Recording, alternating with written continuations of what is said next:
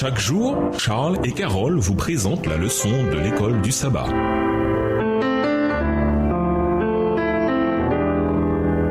Bienvenue dans notre émission. Dieu nous parle. Noire de lundi. Nos excuses de fausse conception. Quand la tempête se déchaîna, Jonas s'accusa. Jonas 1, versets 1 à 12. Son attitude révèle quelque chose sur le genre de vision du monde et de compréhension de Dieu ou des dieux que beaucoup avaient à l'époque. Ils croyaient que différents dieux régnaient dans leurs domaines respectifs, mais considéraient la mer comme le repère chaotique des démons. Dans la compréhension du monde qu'avaient les marins, un sacrifice était nécessaire pour apaiser leur colère. Jonas était hébreu, mais sa vision du monde était peut-être influencée par les croyances de son temps. Lisons Jonas 2, les versets 1 à 3 et 7 à 10. Que révèlent ces versets sur la manière dont Jonas a commencé à comprendre la providence de Dieu? Jonas 2, les versets 1 à 3. L'Éternel fit venir un grand poisson pour engloutir Jonas, et Jonas fut dans le ventre du poisson 3 jours et 3 nuits. Jonas, dans le ventre du poisson, pria l'Éternel son Dieu. Il dit, dans ma détresse, j'ai invoqué l'Éternel, et il m'a exaucé. Du sein du séjour des morts, j'ai crié, et tu as entendu ma voix. Versets 7 à 10. Je suis descendu jusqu'aux racines des montagnes. Les barres de la terre m'enfermaient pour toujours, mais tu m'as fait remonter vivant de la fosse. Éternel mon Dieu, quand mon âme était abattue au-dedans de moi, je me suis souvenu de l'Éternel et ma prière est parvenue jusqu'à toi dans ton saint temple.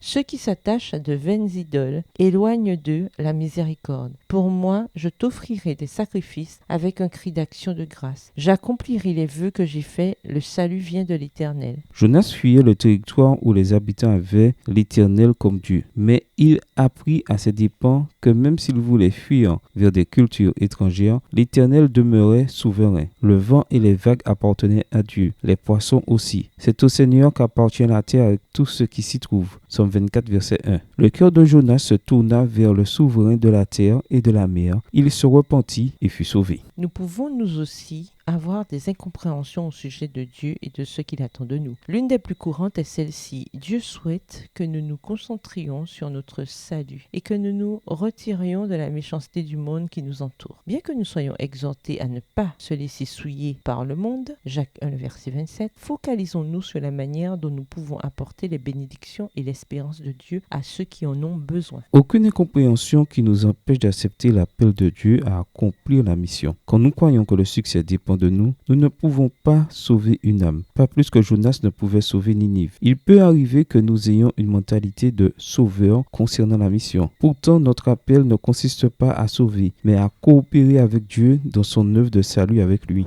Nous donnons nos témoignages en louant Dieu pour les changements précis qu'il opère dans notre vie. Mais seul Dieu peut attirer les gens à lui. Nous pouvons semer des graines de vérité, mais seul Dieu peut convertir le cœur. Nous confondons souvent notre rôle avec celui de Dieu, ce qui suffit à nous fournir une excuse pour ne pas témoigner. Certes, Dieu a utilisé Jonas, mais c'est Dieu seul et non Jonas qui a transformé Ninive. C'est difficile de gagner des âmes, trop difficile à faire pour des humains. Comment apprendre plutôt à laisser Dieu gagner des âmes, mais à travers nous et à travers notre vie et notre témoignage? Au revoir. Et à demain si Dieu veut. Dieu nous parle. Chaque jour, Charles et Carole vous présentent la leçon de l'école du sabbat.